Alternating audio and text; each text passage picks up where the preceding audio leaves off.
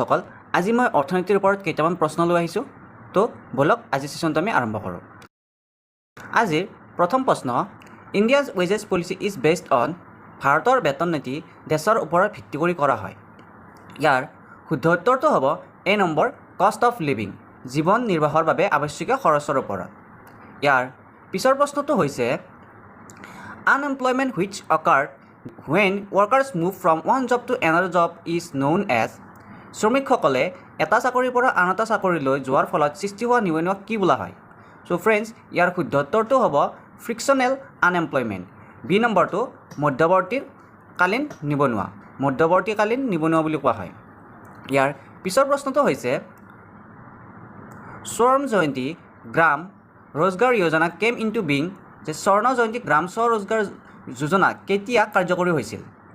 ইয়াৰ শুদ্ধ উত্তৰটো হ'ব 1999 চনত বি নম্বৰটো 1999 চনত স্বৰ্ণ জয়ন্তী গ্ৰাম স্বৰোজগাৰ যোজনা কাৰ্যকৰী হৈছিল ইয়াৰ পিছৰ প্ৰশ্নটো হৈছে IRDP stands for IRDPৰ অৰ্থ কি IRDPৰ অৰ্থ হ'ল সি নম্বৰটো উত্তৰটো হ'ব ইণ্টিগ্ৰেটেড ৰুৰেল ডেভেলপমেণ্ট প্ৰগ্ৰেম ইয়াৰ When were the first general election held in India? ভাৰতৰ প্ৰথম সাধাৰণ নিৰ্বাচন কেতিয়া অনুষ্ঠিত হৈছিল তো ফ্ৰেণ্ডছ ইয়াৰ উত্তৰটো হ'ব 1952 চনত ভাৰতৰ প্ৰথম সাধাৰণ নিৰ্বাচন অনুষ্ঠিত হৈছিল ইয়াৰ পিছৰ প্ৰশ্নটো হৈছে who became the first president of Indian National Congress ভাৰতীয় জাতীয় কংগ্ৰেছৰ প্ৰথম সভাপতি কোন আছিল আৰু ফ্ৰেণ্ডছ ইয়াৰ উত্তৰটো আপোনালোক সকলোৱে জানে WC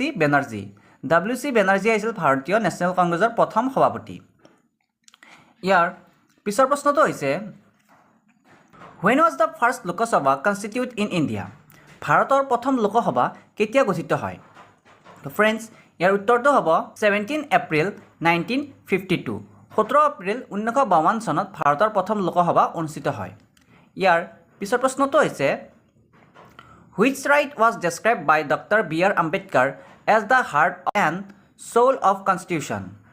কোনটো অধিকাৰক ডক্টৰ B.R. আম্বেদকাৰে সংবিধানৰ হৃদয়ৰ আত্মাস্বৰূপে বৰ্ণনা কৰিছে তো ফ্ৰেণ্ডছ ইয়াৰ উত্তৰটো হ'ব সি নম্বৰ সাংবিধানিক প্ৰতিকাৰৰ অধিকাৰ ইয়াৰ পিছৰ প্ৰশ্নতে Who is the head of the Council of Ministers? মন্ত্ৰী পৰিষদৰ মুৰব্বী কোন ইয়াৰ শুদ্ধ উত্তৰটো হ'ব এ নম্বৰটো প্ৰাইম মিনিষ্টাৰ প্ৰধানমন্ত্ৰী হৈছে মন্ত্ৰী পৰিষদৰ মুৰব্বী ইয়াৰ পিছৰ প্ৰশ্নটো হৈছে what is the constitutional head of the state in India ভাৰতৰ ৰাজ্যসমূহৰ সাংবিধানিক মুৰব্বী কোন তো ফ্ৰেণ্ডছ ইয়াৰ উত্তৰটো হ'ব গভৰ্ণৰ অফ দ্য ষ্টেট ৰাজ্যৰ ৰাজ্যপাল হৈছে ভাৰতৰ ৰাজ্যসমূহৰ সাংবিধানিক মুৰব্বী ইয়াৰ পিছৰ প্ৰশ্নটো হৈছে What is the minimum age prescribed for election as the President of India? ভাৰতৰ ৰাষ্ট্ৰপতি হিচাপে নিৰ্বাচিত হ'বলৈ ন্যূনতম বয়স কিমান হোৱা উচিত তো ফ্ৰেণ্ডছ ইয়াৰ উত্তৰটো হ'ব 35 ইয়াৰ্ছ ভাৰতৰ ৰাষ্ট্ৰপতি হিচাপে নিৰ্বাচিত হ'বলৈ ন্যূনতম বয়স 35 বছৰ হ'ব লাগিব ইয়াৰ পিছৰ প্ৰশ্নটো হৈছে What is the minimum age to qualify for the election to the Lok Sabha লোকসভালৈ নিৰ্বাচিত হ'বলৈ ন্যূনতম বয়স কিমান হোৱা উচিত তো ফ্ৰেণ্ডছ ইয়াৰ উত্তৰটো হ'ব এ নম্বৰ 25 ইয়াৰ্ছ লোকসভালৈ নিৰ্বাচিত হ'বলৈ ন্যূনতম বয়স 25 বছৰ হ'ব লাগিব আৰু ৰাষ্ট্ৰপতি হিচাপে 35 ইয়াৰ্ছ ইয়াৰ পিছৰ প্ৰশ্নটো হৈছে হ'ল whom did Razia Sultana success Razia Sultana কাৰ উত্তৰাধিকাৰী আছিল ইয়াৰ উত্তৰটো হ'ব তেওঁৰ দেউতাক ইলটুটমিছ এ নম্বৰটো হাৰ ফাদাৰ ইলটুটমিছ ৰাজিয়া চুলতানা তেওঁৰ দেউতাক ইলটুটমিছৰ উত্তৰাধিকাৰী আছিল ইয়াৰ পিছৰ প্ৰশ্নটো হৈছে name the first Sultan of Khilji dynasty Khilji বংশৰ প্ৰথম চুলতানজনৰ নাম কি আছিল ইয়াৰ শুদ্ধ উত্তৰটো হ'ব বি নম্বৰ জালালুদ্দিন খিলজি বংশৰ প্ৰথম চুলতানজনৰ নাম আছিল জালালুদ্দিন খিলজি আজি last question who can be said to be the first Afghan sultan of Delhi দিল্লীৰ প্ৰথম আফগান চুলতান বুলি কাক ক'ব পৰা যায়